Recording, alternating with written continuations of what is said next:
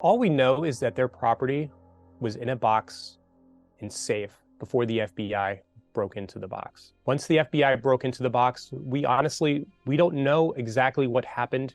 We don't know if they lost it. We don't know if somebody pocketed it and walked away. We have no way to know.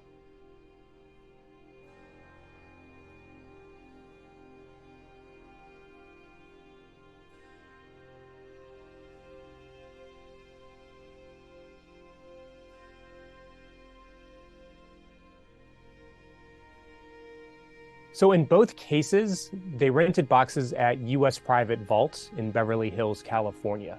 And they did that because it seemed like a safe and trustworthy place to keep their valuables safe, to keep their cash and their precious metals safe. What they didn't know was that the FBI was investigating U.S. private vaults for wrongdoing.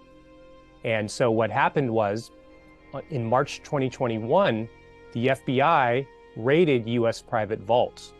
And as part of investigating evidence against USPV, they didn't just take USPV's property, but they took hundreds, in fact, over 1,000 of individual safe deposit boxes belonging to hundreds of different innocent property owners.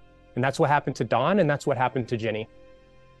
It was difficult to reclaim the money that was ours. It was difficult and really alarming. Ultimately, they did agree to give us back our silver coins, but there was in our box was $2,000 in cash, which they didn't give back. They just didn't give it back. And they've never said, oh no, that wasn't in the box. They just didn't give it back. And they told us at the time when I was there, they told me that someone from the US Marshal's office was going to call and talk to me about that. And then no one ever called. Our client, Don, is a retired civil servant who's almost 80 years old. And he stored cash and precious metals in his box, including 110 gold coins. And he did this because he was concerned about banking stability, and he was concerned about just having a nest egg for his retirement. Don received a notice in the mail that the government was trying to take all the property from his safe deposit box. So he hired his own attorney to fight back against that unjust forfeiture and to get his property back. And after spending $40,000 on private attorney fees and essentially proving his own innocence, the government agreed to give his property back. When the government gave it back, they were short 110 gold coins, worth hundreds of thousands of dollars. He had to file a lawsuit to try to get his coins back. And eventually, during that lawsuit, months after he filed it, the FBI came back and said it found 47 of his coins, but it didn't know what happened to the other 63.